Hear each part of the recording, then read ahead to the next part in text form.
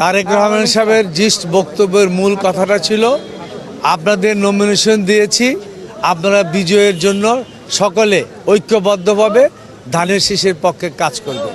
ক্যান্ডিডেটদের কাছে এটাই হলো ওনার মেসেজ। সকলকে বিজয়ের জন্যই আমি নমিনেশন দিয়েছি, সেই হিসাবে কাজ করবেন, সব দিকে খেয়াল রাখবেন। ষড়যন্ত্র হতে পারে আপনার এলাকায়, আপনার বিপক্ষের যারা আছে দলের বা অন্য জায়গার, তাদেরকে আপনারা ম্যানেজ করেন, যে কোনো মূল্যে বিজয় ছিনিয়ে আনতে হবে। ৮ দফা সহ নির্বাচন কিভাবে করতে হবে, নিউ কিছু ক্যান্ডিডেট যাদের আছে, বিস্তারিত কিছু বিষয় একটা অভিজ্ঞতা, আর উনি যে পলিসি দিয়েছেন রাষ্ট্র পরিচালনার ৩১ দফার বিস্তারিত রাষ্ট্র পরিচালনা, family card, agriculture card, health card, এগুলি ডিটেলস সব এগুলি আলোচনা করছে, আমাদেরকে ইনফর্ম করা হয়েছে। এটা থ্যাংক ইউ।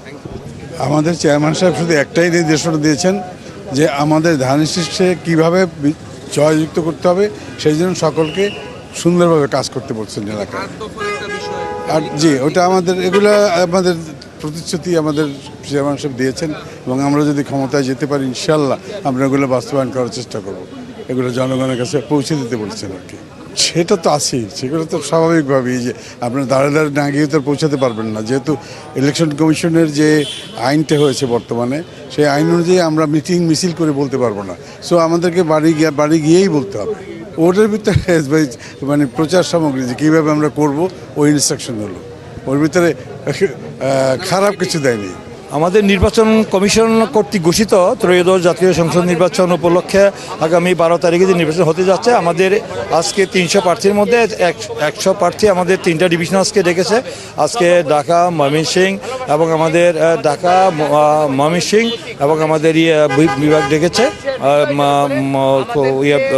ঢাকা, ময়মনসিংহ, বরিশাল, এই 3টা বিভাগের আমাদের প্রার্থীদেরকে ডেকে আমাদের যারা এই নির্বাচনকে কিভাবে আমরা প্রতিদ্বন্দ্বিতা করব, আমাদের যে নির্বাচন আচরণবিধি মানে কীভাবে করা যায়, সেই বিষয়গুলিতে আমাদের একটা ওরিয়েন্টেশনের একটা ক্লাস নিয়েছে, আমাদেরকে ব্রিফিং দিয়েছে যে নির্বাচনটা কিভাবে সুষ্ঠুভাবে করা যায় এবং আমাদের আচরণবিধি মেনে এবং সঠিকভাবে যে নির্বাচন কমিশন দিয়েছে সেটা যেন ব্যর্থ আমরা না করি, যেন প্রতিপক্ষ যেন জনগণ যেন বুঝে যে বিএনপি একটি গণতান্ত্রিক রাজনৈতিক উদার রাজনৈতিক গণতান্ত্রিক দল।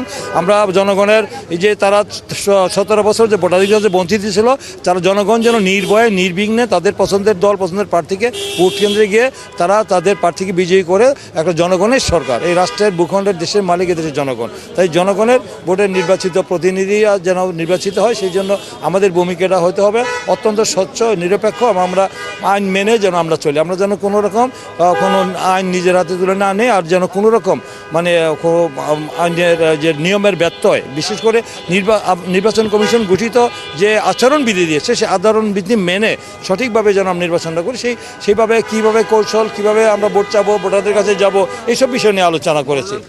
আরও বেশি ছিল, যারা মনোনয়ন পাননি তাদের উদ্দেশ্যে কোনো বার্তা দিয়েছেন?